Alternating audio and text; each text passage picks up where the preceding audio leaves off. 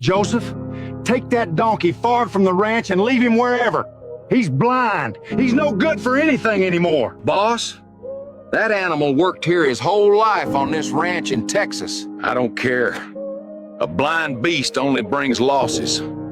Get rid of him today. Joseph felt the weight of those words as if they were stones. The old donkey had worked under the scorching sun of the southern United States, plowing the land, carrying feed, enduring storms and unbearable summers. Now his eyes were white, clouded by blindness, and because of that they called him useless. He took the rope and began walking with him down a dusty road that led away from the ranch. The hot wind lifted sand into the air. The donkey stumbled at times, but kept moving forward, trusting Joseph's voice. They walked for miles, getting farther and farther from the property, until they reached a thick wooded area where the distant noise of the highway could barely be heard. Joseph stopped when he heard something: running water. Among the trees there was a hidden stream, one of those small creeks that still survive even when drought hits hard in the south. "Old friend, I can't take you back," he whispered, "but I'm not going to let you die either." He removed the rope from his neck. "At least here you'll have water." He stroked the back marked by years of labor and walked away with tears in his eyes. The donkey stood still, breathing deeply, smelling the moisture of the stream, alone in the middle of the field. A few days passed. At the ranch, the drought worsened. The main well dried up completely. The cattle began to weaken under the relentless Texas sun. The water reserves ran out. They ordered new wells to be drilled. Nothing. They tried in different parts of the land. Nothing. The ground was hard and dry like stone. "Sir, if we don't find water soon, we're going to lose all the cattle," the workers warned. The boss clenched his teeth. "Keep searching.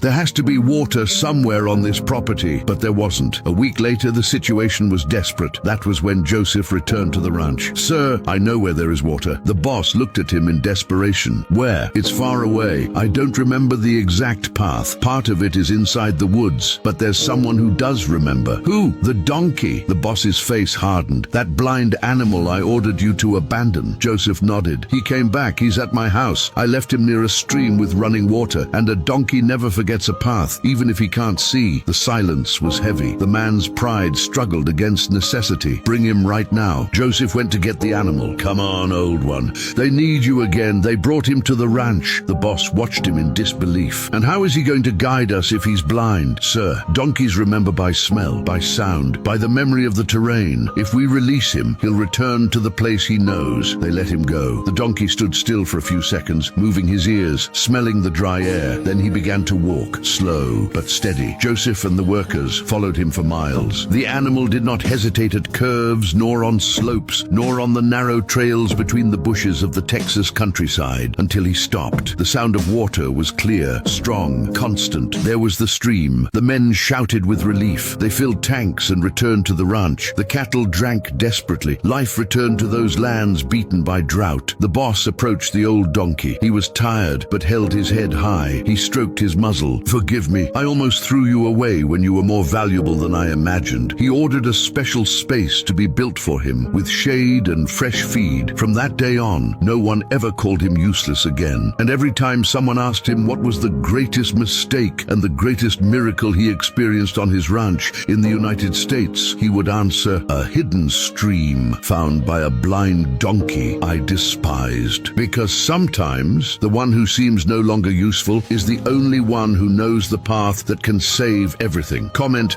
"God has a purpose," if you believe he uses what the world despises, and give it a like if you trust that God never makes mistakes.